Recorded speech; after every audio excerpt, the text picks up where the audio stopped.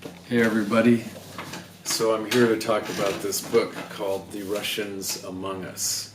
It's written by Gordon Carrera, and it's about the sleeper cells and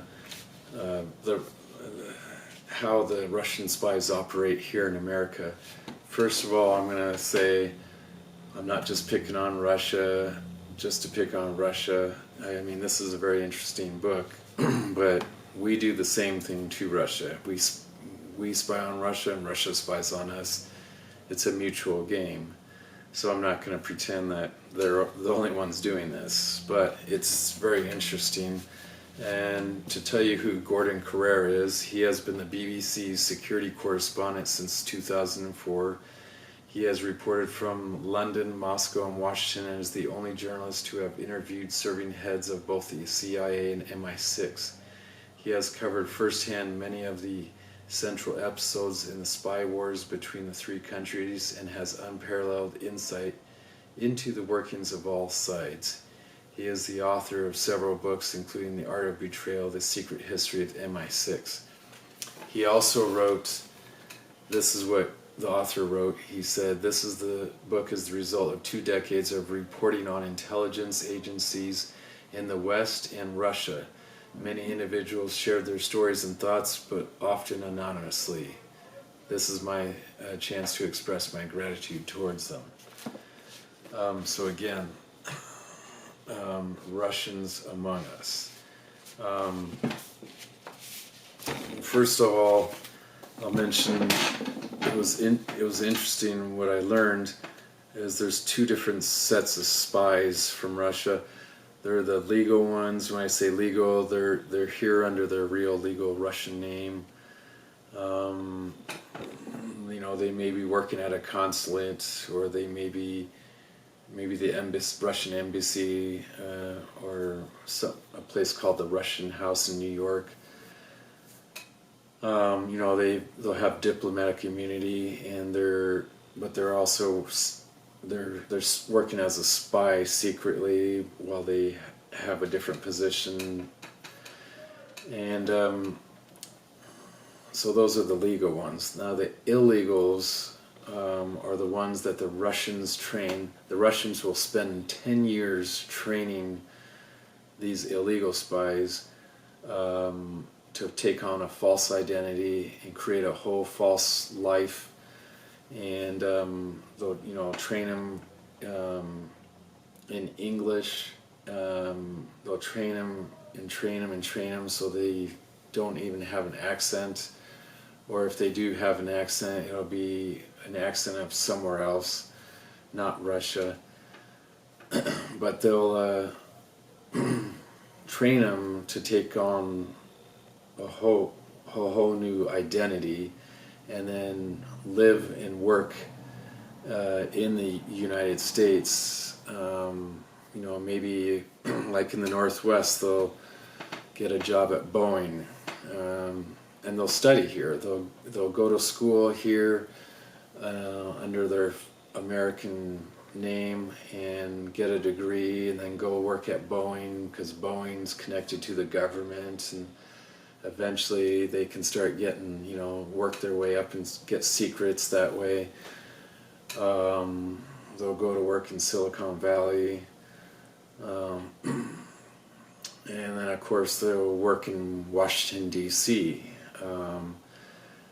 For example, there was this couple when they were living on the West Coast, and then they moved to Washington, D.C., and they specifically moved into an apartment building that was across the street from the Pentagon, because they were surrounded by other tenants that had top security clearances, and living in an apartment, it would be more difficult for the FBI to go snooping in their apartment when they're away, because all their neighbors, might see them, and plus their neighbors work,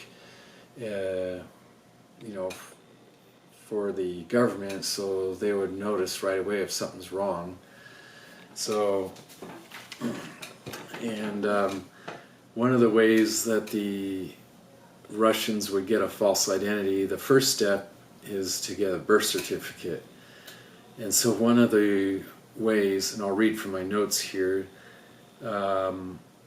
Sometimes they would assume an identity in Canada, start a life there for a while, and then move to the U.S. Or sometimes they would start off here.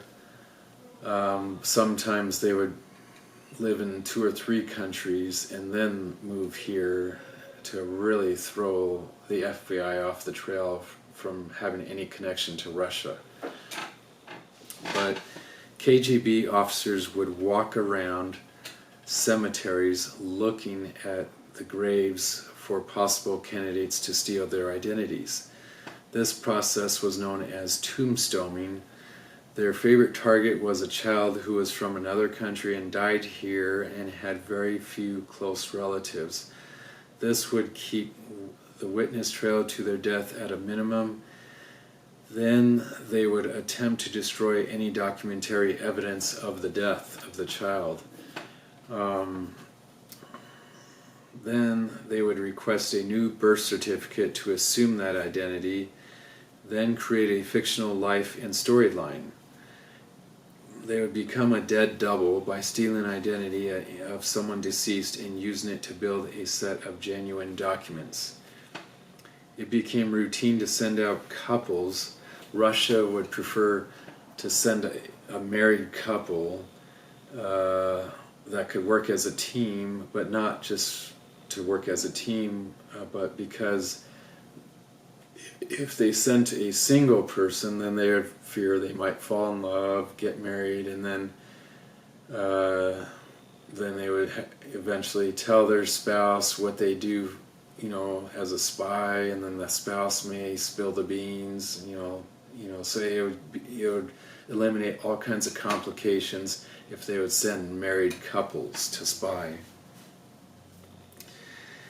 And now one spy, his name was Alexander Litvinenko. He was a Russian spy, but he eventually began working for America. He was a double agent. He was murdered in London in 2006. He said Putin ordered his murder. Actually, he may have been working for England, I'm not sure, I forget, but he was a Russian spy that became a double agent. And now, see, he was, I'll just look, he was murdered, he was poisoned by polonium, not plutonium, but polonium. Polonium is a rare nuclear isotope, and it could only come from a state's nuclear program. So he was poisoned at the Pine Bar at the Millennium Hotel in London. The 2 Russians that poisoned him were Andrei Lugovy and another one with the last name Kovtun. He was invited by them to have tea at the Pine Bar at the Millennium Hotel, where he drank the poisoned tea, but he didn't drink enough of it. He just drank a little bit, so he didn't get enough poison to kill him quickly. So the interesting thing is he died over a long period of time in a London hospital, but he was able to be interviewed by law enforcement over a period of many days. And he said, he basically said Putin ordered his murder. And it was interesting because it was like they were able to interview a murder victim before he died. But he said Putin ordered his murder. He said he was investigating the ties of some of Putin's closest allies to the mafia. He publicly accused its Russian security services of murdering its own citizens for political gain, and who had been working closely with the Kremlin's nemesis in exile. The year Litvinenko was poisoned and killed in 2006, a new law had passed in Russia which gave the FSB the right to kill terrorists and other extremists abroad. Now, the FSB is the successor agency to the KGB. So again, that year in 2006, Russia passed a law that enabled the FSB to go abroad to other countries and kill people that they considered extremists. Now, they didn't do, it was kind of a shoddy job when they killed Litvinenko, because tiny particles of polonium were scattered across London, which kind of scared citizens there, because, how do you know where this stuff was? The British state tried to block an inquiry into Litvinenko's death, which was disgusting. They were more concerned about their relationship with Russia. But his widow, Marina, would not give up. And so finally, a judge in London, Judge Sir Robert Owen, said, taking full account of all the evidence and analysis available to me, I find that the FSB operation to kill Mr. Litvinenko was probably approved by Mr.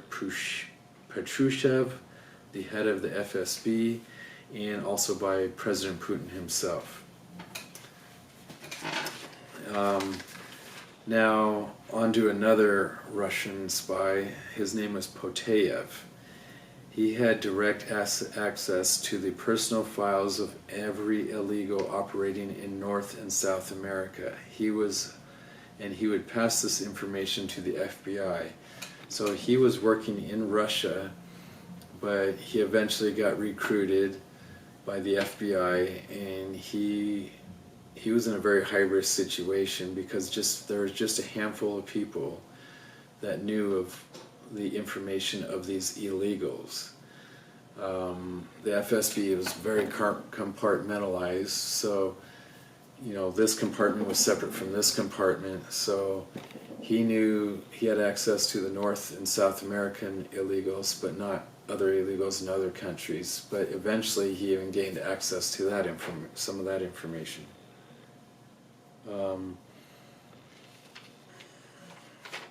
So he was eventually, not to give away the whole story in this book, but he basically in the month of June of 2010, it was coming time where some of the illegals were going to start coming back to Russia. So the FBI was getting eager to arrest them, 10 of them, and they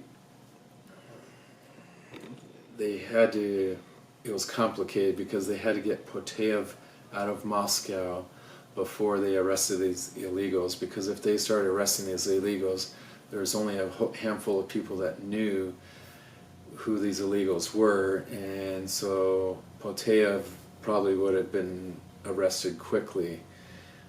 So they had to get him out first, and then it was even more complicated than that, because the President Medvedev, President Medvedev, the successor president to Putin, he had just become president, and he was going to meet with Obama here in the U.S. in the same month. And so the Obama administration was trying to hit the reset button with Russia, and they didn't want these illegals arrested. So finally they agreed, okay, you can arrest the illegals, but not until Medvedev is left the U.S. and Canada, because that could cause problems. Another Russian spy named Christopher Metsos had 11 false identities. He was a Special Reserve Officer of Directorate S, or a traveling illegal. A traveling illegal was used for short-term risky missions, because if it's a short-term risky mission, you don't want to use a long-term illegal that's been there for 15 years, because if they get caught, you've lost 15 years worth of investment.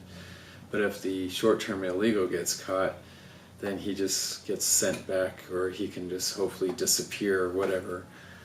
Not a huge loss. He was also used for short-term risky. He was also used for false flag recruitment, where he would pose as someone from Spain instead of Russia. Metzels claimed he was from Columbia and attended Norwich University in Northfield, Vermont. He disappeared after a couple months at the university. Another spy, Anna Chapman, here's another trick they would use. In 2010, Chapman was using a temporary private wireless network in which two laptop computers pair with each other. She was sitting in a coffee shop in Manhattan being watched by the FBI, and a van drove by that was from the Russian mission to the UN. One laptop is pre-configured to create its own private wireless local area network, but only to communicate with another specific laptop based on its media access control address. Data could then flow from between Chapman's laptop and that of the Russian in the van outside, which is interesting. A former spy who went by the name Cynthia Murphy, again, she was originally from Russia, but she took on the name Cynthia Murphy, who was a child that had died years prior to this. She began studying at Columbia University in 2008 for an MBA, and it was interesting because she would do simple things like attending job fairs at Columbia University to see who would apply for a job at the CIA booth, because the CIA was one of many organizations that would have a booth at the job fair. And then she would record the names of her classmates that went to that booth and inquired about it, and then she would send those names to Moscow, where they would start files on those students in case they ever did get hired by the CIA, because it would be easy to spot them in Russia since they already knew what they looked like. And also they would start digging for information now that could make them, like some sort of personal issue that could make them vulnerable later on, that the Russians could use against them later on to like blackmail them.